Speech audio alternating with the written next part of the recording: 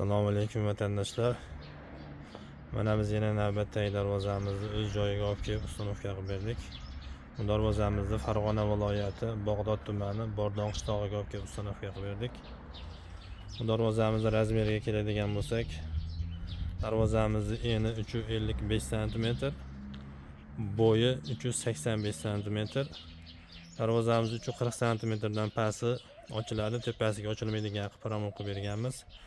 Materiallari stoykasiga 12 ga 8 dan qo'yib berdik.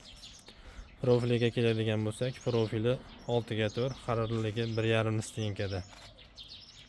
Darvozamiz listiga o'sha shtampovka listdan qo'yib berib, nejminkalar yopishtirib berganmiz. Mana chiroyli qilib. Darvozamizni tagiga mana shvillar qo'yib berganmiz. Mashina o'tganda ezilmaydigan qilib, shu chirib ketmaydigan qilib, shu shvillardan olib kelib qo'yib berganmiz. Zamogida ham yaxshi ishlanarli zamoglardan olib kelib qo'yib berganmiz.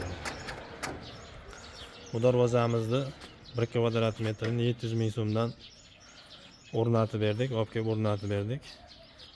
Darvozamizni kraskasiga 2 yil garantiyali kraskalardan sotib berdik.